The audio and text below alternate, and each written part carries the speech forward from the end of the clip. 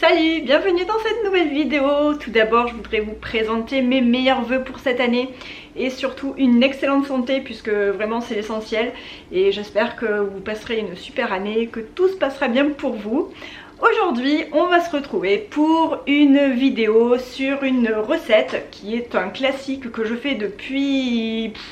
je dirais même des dizaines d'années parce que je crois que ça fait à peu près 20 ans que je fais la même recette. C'est une recette de galette des rois et moi je la fais à la crème d'amande, juste avec de la crème d'amande parce que je trouve que c'est super bon quand c'est vraiment riche en amandes et je trouve que la crème frangipane, lorsqu'on rajoute à l'intérieur donc du coup de la crème d'amande, qu'on rajoute de la crème pâtissière, ça adoucit un petit peu la crème d'amande. Donc si vous n'aimez pas forcément le goût très prononcé de l'amande, il vaut mieux vous diriger vers une recette avec de la crème pâtissière à l'intérieur.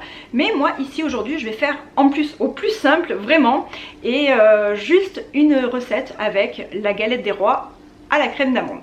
Pour faire cette recette, c'est vraiment super facile. Il va vous falloir, alors moi je fais pas la pâte feuilletée maison, on me le dit souvent d'ailleurs. Pourquoi est-ce que tu fais pas ta pâte feuilletée maison alors que tu fais quasi toutes tes autres pâtes?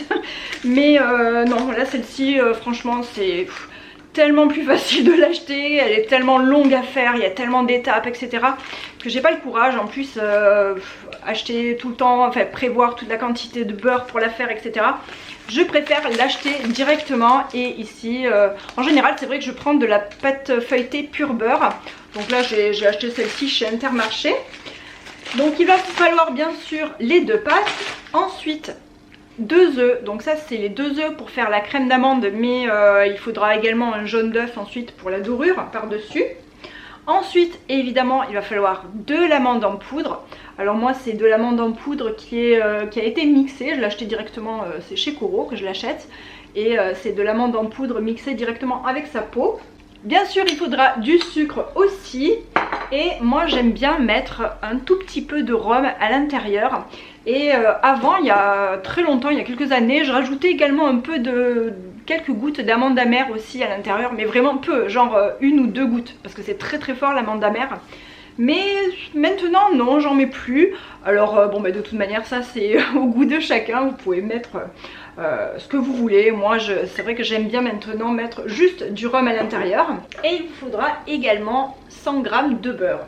Donc oui, bon, le reste je vous ai pas dit les proportions, mais comme d'habitude je vous mettrai tout dans la barre d'infos, ne vous inquiétez pas. Et voilà, c'est tout pour les ingrédients. Vraiment il y a très peu d'ingrédients, vous allez voir c'est vraiment très simple, très facile à faire. Très vite fait pour peu que vous disposiez d'un robot de cuisine. Moi je vais faire ça dans mon Thermomix parce que c'est vraiment le plus simple. Ensuite si vous voulez vous pouvez bien sûr tout mélanger à la main. Sauf que dans ces cas là je vous conseille de prendre votre beurre et de le ramollir un petit peu au micro-ondes pour qu'il soit un peu mou. Sinon vous aurez du mal à bien tout incorporer. Donc ce que je vais faire dans un premier temps c'est que je vais tout mettre dans le bol de mon robot. Et ensuite je vais mixer et ensuite on va pouvoir faire la galette. C'est vrai que ce serait très bien d'avoir une plaque de cuisson qui soit assez grande pour pouvoir, pour qu'on puisse mettre la pâte à l'intérieur. Moi j'en ai pas des très grandes, enfin c'est vraiment c'est pas pratique du tout. Donc je sais que c'est pas l'idéal, mais tant pis, je vais faire ça dans mon plat à tarte. On fait comme on peut avec ce qu'on a à la maison bien sûr.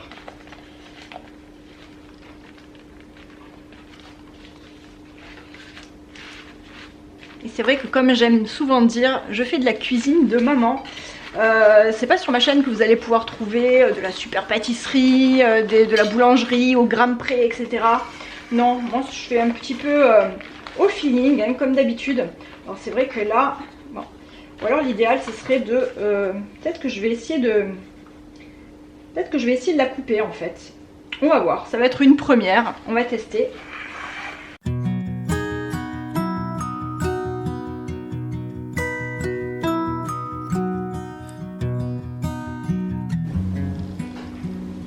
On va garder les chutes bien sûr. Je vais faire le même procédé de l'autre côté. Ouais, je pense que ce sera mieux. Je vais peut-être couper ça aussi d'ailleurs.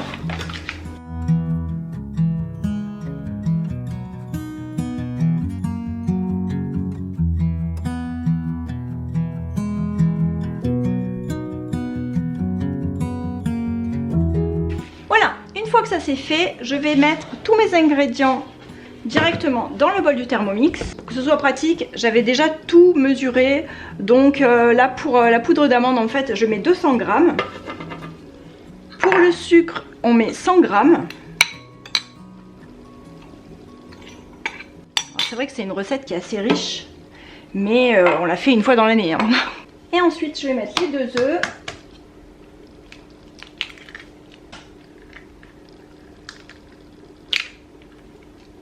Ensuite on va mettre le beurre. Donc le beurre, il est déjà assez mou même, depuis tout à l'heure. C'est mieux d'avoir du beurre un petit peu mou hein, quand même. Hein. Comme ça, tout pourra très bien se mélanger. Et pour finir, on va mettre un petit peu de rhum. Enfin un petit peu. J'en mets... Enfin, il en faut un petit peu quand même. Je pense que je vais mettre 2 cuillères à soupe. Voilà. 2 bonnes grosses cuillères à soupe. Hein.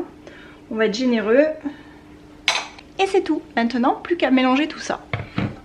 Alors je vais préchauffer mon four à 220 degrés et lorsque ce sera à température, ensuite et que j'enfournerai, je baisserai à 190.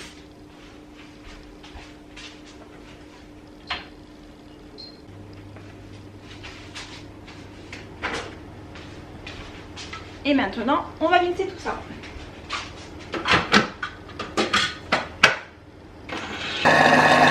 La crème, elle est parfaite. Alors dans les bords du Thermomix, ça, il y a eu un petit peu des projections sur les bords. Il suffit juste de ramasser comme ça. Et voilà, sinon elle est très jolie. Elle est bien lisse, bien crémeuse. Parfait. Voilà, mon four vient de biper. Donc ça va être prêt. J'étais en train de réfléchir que normalement c'est vrai que si je faisais les choses bien, il faudrait que je prenne une poche à douille, que je mette la pâte, la crème dans la douille, que je mette dans la poche, que je poche voilà exactement ici, mais je vais pas faire ça du tout parce que c'est trop long, j'ai la flemme et puis voilà. Et donc ce que je vais faire, c'est que je vais verser directement comme ça dessus. Et c'est vrai que parfois on n'a pas trop envie de s'embêter. Donc je vais mettre ma crème directement dessus.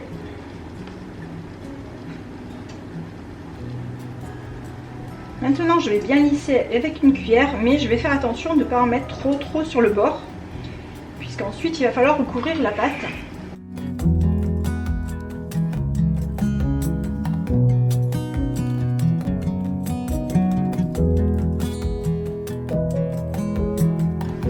Et voilà, c'est à ce moment-là, si vous voulez, vous pouvez rajouter à l'intérieur une petite fève, pourquoi pas. Sinon aussi des pépites de chocolat, des raisins secs qui ont macéré dans le rhum, etc. On peut mettre ce qu'on veut. Moi, j'aime bien la faire nature. Vraiment, juste avec un petit peu de rhum à l'intérieur. Et c'est super bon. Maintenant, on va essayer de recouvrir sans faire de bêtises. Voilà. En fait, j'avais enlevé les bords là, mais ça servait à rien. Donc, on va enlever juste ça comme ça. Voilà. J'ai sorti également un œuf.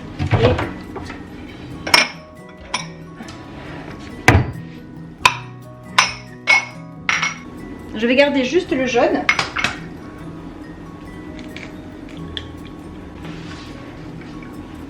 Et je vais le délayer avec un tout petit peu d'eau. Et maintenant, plus qu'à l'étaler dessus.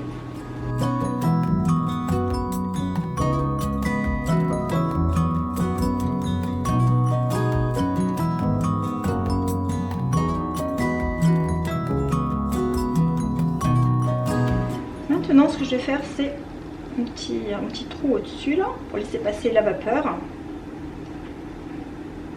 Et ensuite, on peut faire les dessins qu'on veut.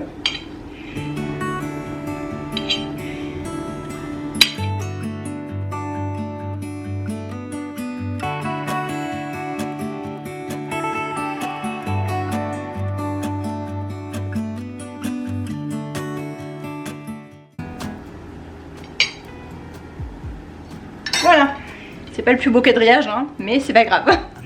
Maintenant, on va enfourner.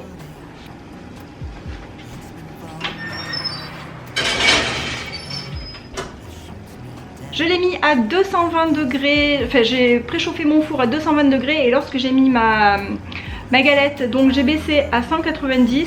J'ai programmé exactement pour 30 minutes, mais comme je vous dis souvent, hein, il faut vérifier, il faut voir si c'est pas assez cuit, il faut rajouter un petit peu de temps. Voilà, moi je le mets en fonction statique ventilée, vous pouvez le mettre en chaleur tournante, en tradition, donc vous verrez en fonction de votre four. Without her, I'm in the dark.